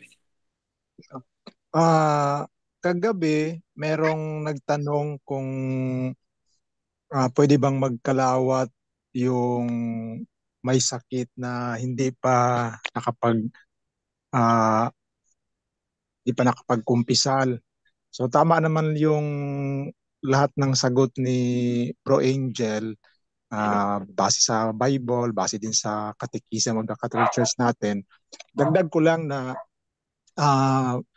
para makakalawat yung may sakit, na normally ang magpakalawat yung lay minister, dapat yung concerned na family ng may sakit punta muna sa opisina ng parokya, kasi i-schedule yan siya dapat na i-anoint muna, ma-receive muna ng anointing of the sick, kasi doon sa pag-anoint makakatanggap siya ng tatlong sacraments. Yung doon siya ipakumpisal ng pari, at saka after the confession, makaka-receive din siya ng Holy Communion, tapos susunod yung anointing of the sick. So yun lang yung idagdag ko lang para doon sa nakalimutan ko yung sino yung nagtanong kagabi na kung makapagtanggap pa ng kalawat yung may sakit na walang kumpisal. So yun nga, tama naman lahat yung sagot ni Father Angel. Hindi talaga, kasi dapat mag-cleansing muna. So ang process noon, yung sinabi ko kanina, yun lang bro Jando, dinagdag ko lang, baka nakikinig yung nagtanong kagabi. Okay. Thank you Brother Naro. Noel po, Noel. Salamat din. Magandang gabi. Okay, Brother Noel, kasi Naro nandito, Narochi. Sige po, Okay, good evening again. Thank you, Brother Noel. Ayan, no, so move naman tayo ngayon dito kay Ate Rolet. Ate Rolet.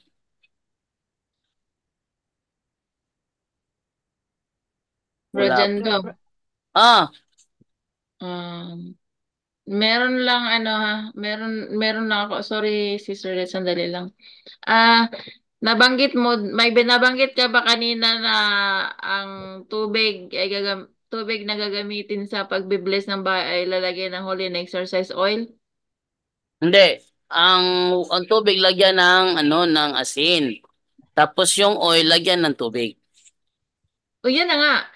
Bali yung oil lagyan ng tubig? Para sa pagbibless ng bahay? Ay hindi, pag nag-bless ng sacramentas ba? Ay ngayon kasi hindi na nga pinapabuksan ni Padre, di ba? Yun na nga. Ang pinagbabatayan ko handbook mismo. Yung handbook mismo sa page 242. Basahan ko ulit 242. Ito. The priest sprinkles the oil with holy water. Yan mo yung 242 mo, No, I mean, okay naman yan kasi nasa libro. Yun nga, may nag-follow up kasi. So, nasa kanila na yun kung maglagay sila o hindi. Basta ang alam ko, nasa handbook, lalagyan talaga ng tubig yung holy oil. Okay. So, yun. Same person, may pangalawang siya. Tanong, Brother Wendell or kung sino. Meron daw pong kapalit si Brother Mike, pumalit kay Brother Mike Velarde ni si Father Bong Guerrero, kung totoo daw pong pare yon. Kasi sabi daw bawal daw teka lang kakaiba turo niya, wag daw magrosaryo dahil alam na ng Diyos ang hinihiling ng tao. Ano, sino makakasagot nun? Pare ba daw yun si ano? Legit ba daw na pare yun si Father ano? Bong Guerrero. Bong Guerrero. Oh, sino makakasagot nun? Ate Edna, paano basahin to, Ate Edna? May alam ka rito? Ah, Picturean mo na lang, hindi masyadong kita. hindi ko ako marunong magbasa ng ganito eh. Kaya, Alam ko yan. Mamaya mo na yan itanong. sige, kaya ka nga, tinatanong ko lang kung marunong ka magbasa nito. Marunong ka, sabihin ko mamaya. Ano resulta? Mamaya, picturean mo. Brad Jendo. Yes, Brother Wendell. Yes, pare yan si Father Bong Guerrero. Palagi yan sa El Shaddai. Pero kung meron mang pahayag siya na ganyan, opinion niya yan. Hindi yan official na aral ng simbahang Katoliko. Pero kung may pahayag siya, bigay sa akin yung link, sasagutin natin yan. Mas maganda, no? I-cut yung video tapos isend sa bishop nila. Tanungin, bishop, totoo ba ito sinasabi dito ni Father Bong Guerrero? Kasi, Pero kung totoo talaga na may pahayag siya, mare ipadala sa messenger ko. ayun. Okay, Para Bro ano, Wendell. Iyon po ba si ano, yung pare na matagal nang nirereklamo? Ano pa rin daw kasi siya na nakarating nga sa bullion eh. Father Archie. Kung ano daw po status. Pare pa rin siya ng simbahang Katoliko. Nagtanong ako sa Francisca na canon lawyer, napatawag na umano yan sa superior nila. Okay po, Brother Wendell. Isisend daw po sa akin yung link. Isisend ko sa'yo. Okay, Yung sige, about sige. doon sa bawal magrosaryo. Sige, pakinggan ko. Okay at po. saka ano, Now let's sit properly. Lay down properly. ha? Lay down. Ano yun? Si Sister Rolet nagsalita. Minute ko. Si Ate Rolet pala yun. So, yun na po ha. Ang ano natin doon is mas maganda malaman natin kung ano yung status ni Father Archie Griba. At malaman natin kung ano yung mga proseso para ireklamo siya sa superior niya sa mga pinagsasabi niya. Kasi pag hindi yan pinuna ng superior, patuloy yan eh. Patuloy yan. Kasi nakita niya, mabango siya sa mga sulpot, no? Mabango siya sa At mga saka ano, sulpot. may maraming nagsisend sa akin dito sa Faith and Morals na video. Yung dati pa rin yung dating recorded ba yung nasa YouTube, naka-store sa YouTube. Sinasabi ko na matagal na yan, nasagot na yan ng punto por punto. Kasi pag nasagot lang, iba naman yung nasagot lang. Kaysa talaga ni-report talaga. Mas maganda talaga kung ni-report. Kung kayo man ay nasasakop sa parokya kung saan nagtuturo si Father Archie Geriba,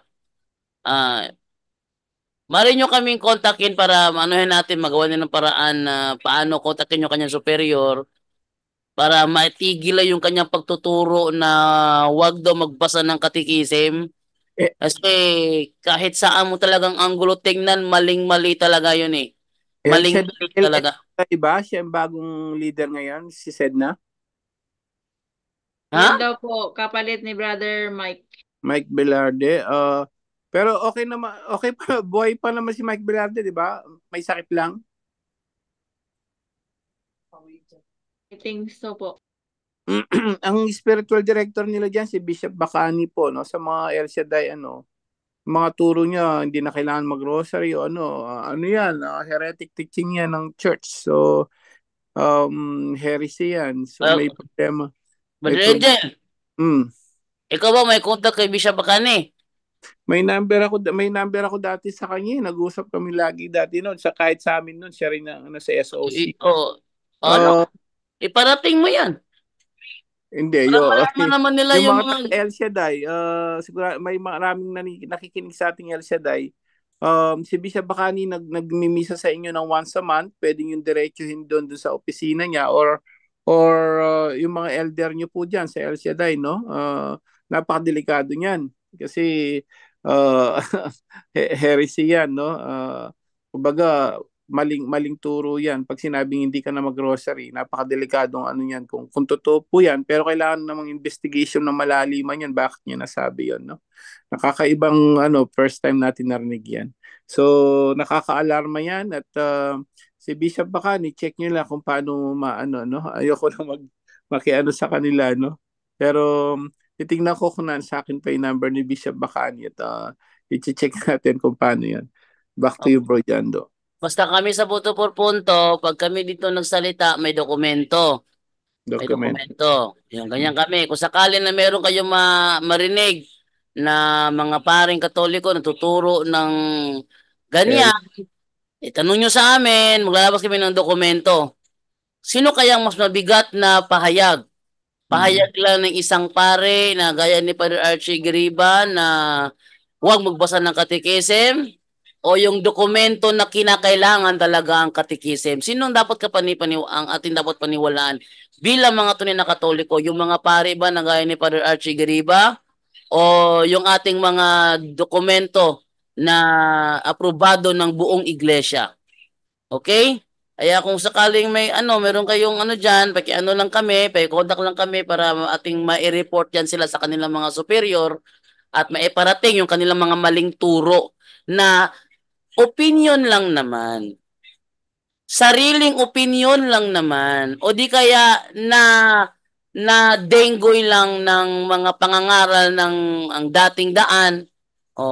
Malaki talaga ang kasi ng dating daan sa mga sa mga tao pag ganyan eh. Pero inoobserbahan ko yung mga kilos niya ni Father Archie Gariba, Eli Soriano eh. Bakit? Kaming mga paboritong manood ng ang dating daan, pag kami nagsalita, nakikita yung aming mga kilos na nakukuha ang kilos ni Eli Soriano. Tingnan niyo pakinggan niyo. Pag na-invite nyo si Brother Alfie Angeles sa lugar nyo. At pag yan nagsalita, obserbahan nyo ang kilos, ang pananalita, kuhang-kuha ang style ni Eliseo Soriano. Kuhang-kuha. Pag yan naramdaman nyo sa kilos ni Father Archie Gariba, alam na kung saan siya nai-impluwensyahan. Yung mga ganun-ganon, malalaman mo yan, nararamdaman ko yan. Kaya, kung ang dating daan nagpa-impluwensya sa kanya, sa kanyang pagtuturo na huwag magbasa ng katikisim, Biblia lang, tandaan niyo hindi opisyal na turo ng Simbahang Katoliko ang Bible alone. Kung si Nestorius nga is communicated, kung si Arius nga is communicated, dahil sa pagtuturo ng heretic, malamang hindi sila ma-excommunicate pag walang kikilos. Pero, pag kayo'y sumunod sa isang pare na nagtuturo ng salungat sa opisyal na turo ng Simbahang Katoliko, naku, delikado yung kaluluwa ninyo, tandaan nyo yan.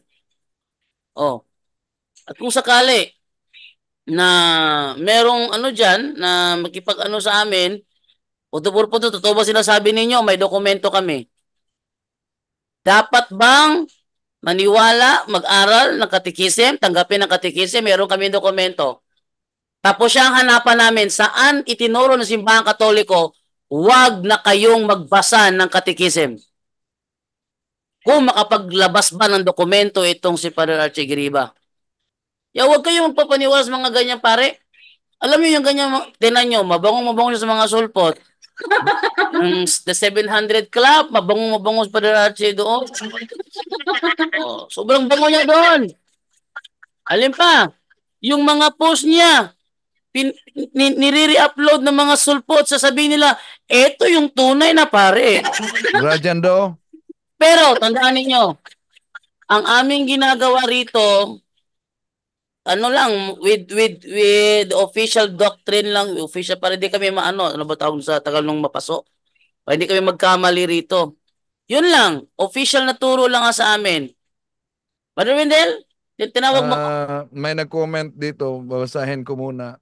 Sabi ni itong si Leo Flores. Maraming mali ang pare at bishop.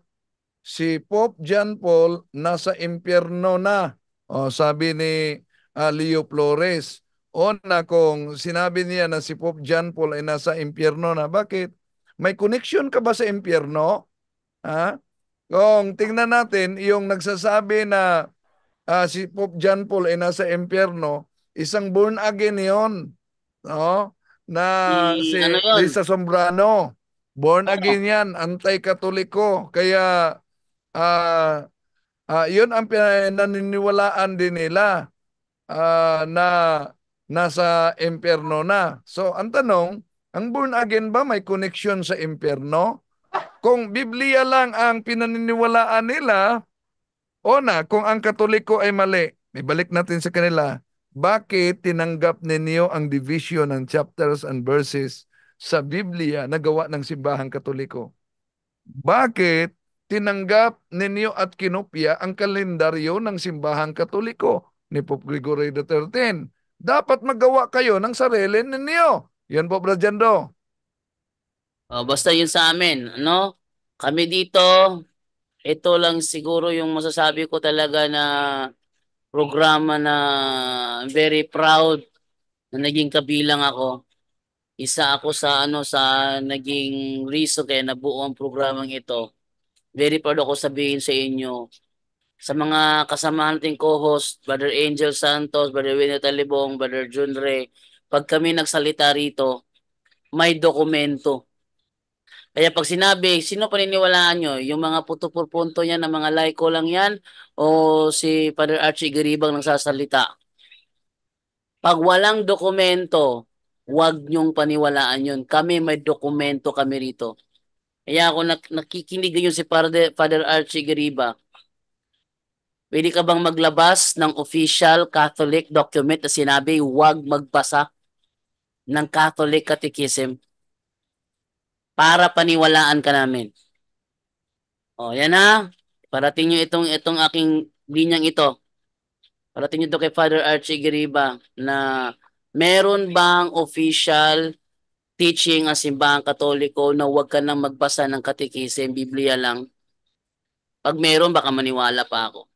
Pero hanggat wala at tayo ay may dokumento na opisyal na turo ng simbahang Katoliko na paniwalaan ang Catechism, ay doon ako maniniwala.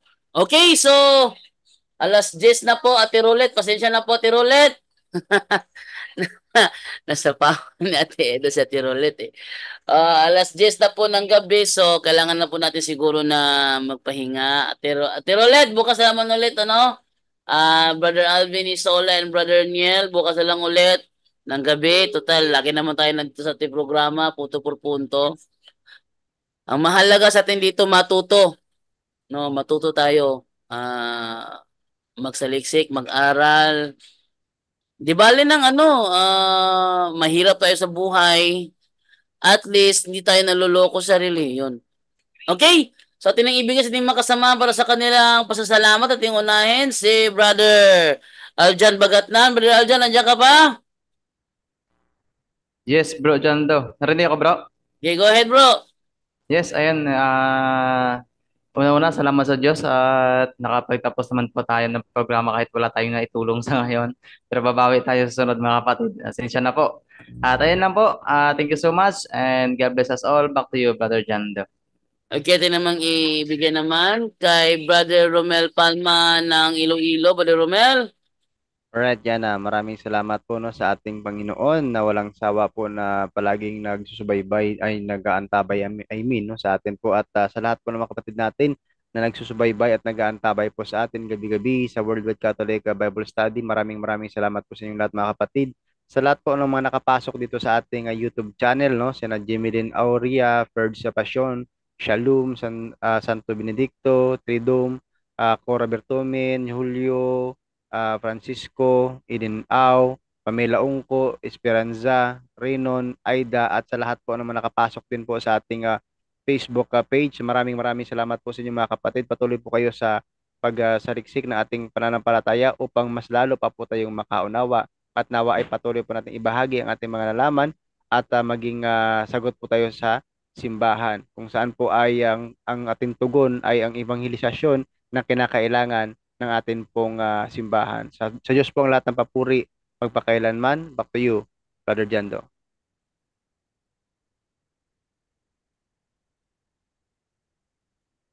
Okay, thank you sa iyo, Brother Romel Palma. Din namang ibigay naman kay Brother Wendell Talibong sa kanyang pasasalamat, Brother Wendell.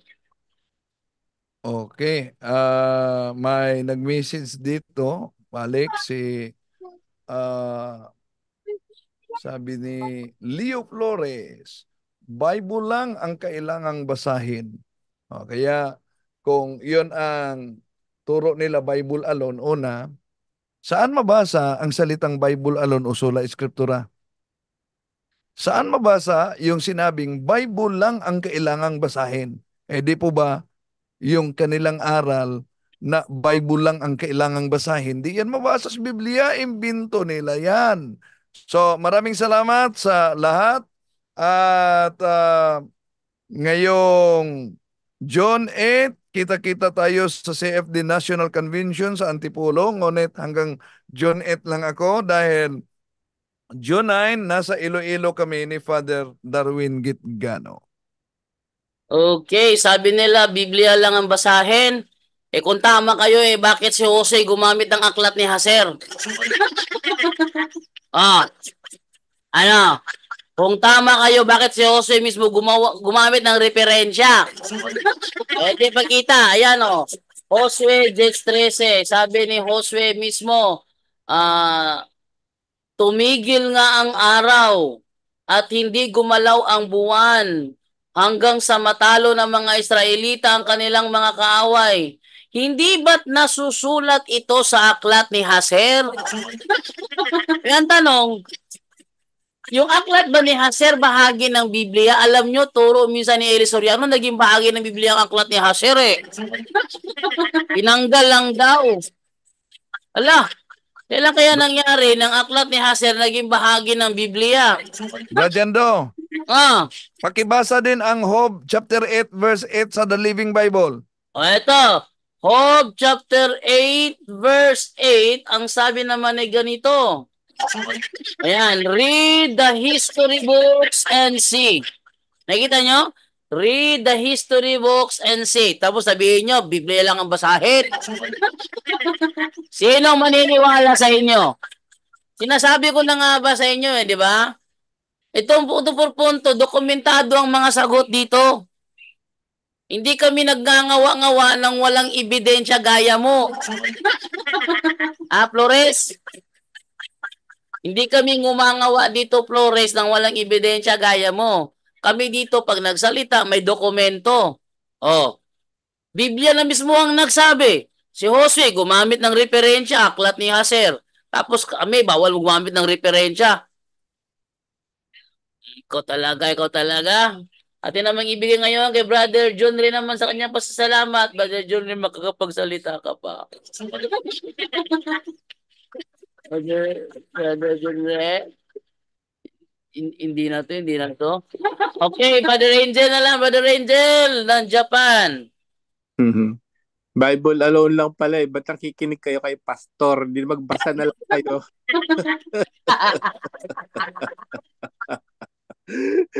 Hindi niyo na kailangan umattend ng worship. Huwag niyo nang pakinggan si pastor. Magbasa kayo ng Biblia sa bahay, tapos. Tapos, huwag na kayo mag-interpret. Anong saysay ng pagbabasa ni pastor? Magbasa lang pala ka ng Biblia. Huwag niyo na pakinggan si pastor. Magbasa na lang. Tapos nagbibigay pa kayo, nakabasa kayo si pastor, nakabasa ng aklat ng Malakias, 10%. Ang sinasabihan pare, anong connection niya doon? Ba't siya naniningil? Kawawa naman itong mga Tapos dito sa Catechism, hindi ba importante? St. Pope John Paul nagsabi, Catechism is a statement of the church faith and of a Catholic doctrine attested to, illuminated by sacred scriptures, the apostolic traditions, and the church magisterium. Fidei Depositum III. Pope John Paul II declared its sure norm for teachings of the faith. Papa nagsabi niyan, Father Archie, ano ba yan? So ikaw sabi mo, hindi importanteng catechism. Naku, punta ka rito, marami kaming ano, magisterium pa nagsasabi gaano kahalaga yung katikisim, no? So, yun po, no, kumpleto po tayo dito ng dokumento at muli i-share po natin ito, no? Nakakatakot, napakaraming ano, talagang marami. Yung nga, biblically, no, yung mga lobong yan, darating kahit nasa loob nga ng iglesia, no? Talagang, anyway, ang importante, no, meron tayo ngayong punto por punto. May mga taong talagang nagsasaliksik para sa katotohanan. At i-share nyo po ito. Muli, ang sabi natin po yung Kristo, ayun nga, no, kailangan mag-ipon tayo ng kayamanan sa langit. No? By sharing this, nag-iipon tayo ng kayamanan sa langit at sa pamamagitan ng katulad nyo ngayon, katulad namin, no, sana i-share nyo rin ito kahit verbally, mas maganda kung kayo mismo magturo na sa mga anak nyo, no?